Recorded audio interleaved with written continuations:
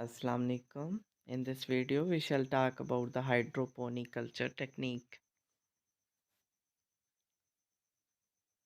Students, hydroponic culture technique is a technique in which plants are cultivated in a nutrient-rich water. तो ये वो technique होती है जिसमें प्लांट्स जो हैं वो न्यूट्रिएंट रिच वाटर के अंदर ग्रो करवाए जाते हैं. This is hydroponic culture technique और सॉइल लेस कल्चर टेक्निक. तो ये इस टेक्निक के अंदर होता ये है कि जो सॉइल है उसको यूज़ नहीं किया जाता है. इसमें वाटर को यूज़ किया जा रहा है. वाटर के अंदर जो है प्लांट्स को ग्रो करवाया जाता है. ऐसे वाटर के अंदर जहाँ पे काफ़ी ज़्यादा न्यूट्रिएंट्स आपको नज़र आते हैं वहाँ पे ग्रो करवाया जाता है. तो इस वजह से इस टेक्निक को कहा जाता है हाइड्रोपोनिक कल्चर टेक्निक.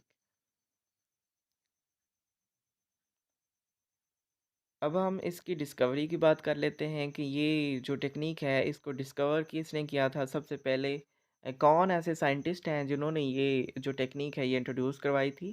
तो ये एक साइंटिस्ट का नाम है जी डॉक्टर विलियम फ्रेडरिक गैरिक. इन्होंने सबसे पहले ये टेक्निक जो है फर्स्ट टाइम ये यूज़ की थी 1937 के अंदर. और इन्होंने इस टेक्निक को नाम दिया था हाइड्रोपोनिक कल्चर टेक्निक. इन्होंने सबसे पहले टोमेटो प्लांट्स को ग्रो करवाया था वाटर के अंदर. Tomato plants. तो टोमेटो प्लांट्स को इन्होंने सबसे पहले वाटर के अंदर ग्रो करवाया था. और ये इस टेक्निक को नाम दिया हाइड्रोपोनिक कल्चर टेक्निक. अब ये जो हाइड्रोपोनिक वर्ड है ये इनको सुजेस्ट किया था एक फाइकोलॉजिस्ट ने जिसका नाम है सैचल.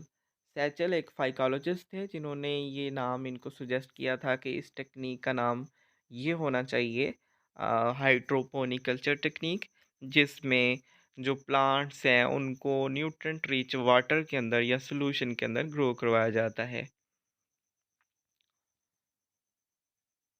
अब हम ये बात करते हैं कि ये जो टेक्निक है ये यूज़ क्यों की जाती है. This technique is used to check the nutrient requirement. To check the nutrient requirement of plants. ये जो टेक्निक है ये प्लांट्स के अंदर जो न्यूट्रिएंट रिक्वायरमेंट है उसको चेक करने के लिए यूज़ की जाती है. Because soil is a complex medium. Soil के अंदर जो है ये पॉसिबल नहीं है प्लांट्स की जो रिक्वायरमेंट है न्यूट्रिएंट रिक्वायरमेंट या मिनरल रिक्वायरमेंट उसको चेक करना सॉइल में पॉसिबल नहीं होता है. क्यों पॉसिबल नहीं होता है उसकी वजह ये होती है कि जो सॉइल है वो बहुत एक कम्प्लेक्स मीडियम होता है और उसमें जो है वो बहुत सारे न्यूट्रिएंट्स बहुत सारे मिनरल्स होंगे. तो फिर हमें ये नहीं पता चलता है कि कौन से मिनरल से या कौन से न्यूट्रिएंट से एक स्पेसिफिक किस्म के प्लांट की ग्रोथ हो रही है. हम ये अगर देखना चाहते हैं कि जैसे हमारे पास अगर कोई सोयाबीन प्लांट है तो हम उसका देखना चाहते हैं कि ये सोयाबीन प्लांट कौन से न्यूट्रिएंट की वजह से ग्रो कर रहा है. फास्फोरस की वजह से कर रहा है या नाइट्रोजन की वजह से कर रहा है या किसी अदर न्यूट्रिएंट की वजह से कर रहा है. तो फिर हम उसको क्या करते हैं उसको हम वाटर के अंदर जो है वो ग्रो करवाते हैं और वहाँ पे वन बाय वन हम उन न्यूट्रिएंट्स डालते जाते हैं कि सपोज़ हम वहाँ पे फास्फोरस भी डालेंगे और उसके बाद फिर नाइट्रोजन डालेंगे. तो फिर क्या होगा कि फिर अगर उसकी जो ग्रोथ है वो नाइट्रोजन से होती है तो फिर वो हमें पता चल जाएगा कि ये नाइट्रोजन के डालने से ये ज़्यादा ग्रो करने लगा है और हमें ये पता चल जाएगा कि इस प्लांट की ग्रोथ के लिए ये वाला जो मिनरल है न्यूट्रिएंट ज़रूरी है. तो इसलिए ये टेक्निक जो है ये मिनरल रिक्वायरमेंट या जो न्यूट्रिएंट रिक्वायरमेंट है प्लांट की उसको चेक करने के लिए यूज़ किया जाता है.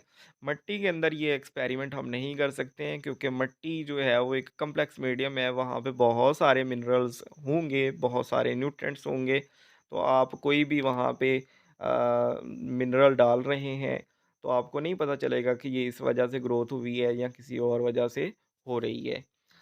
एस्ट्रोनॉट्स जो है ये टेक्निक को यूज़ करते हैं वेजिटेबल्स को ग्रो करवाने के लिए स्पेस के अंदर. because it needs less space and resources than conventional farming.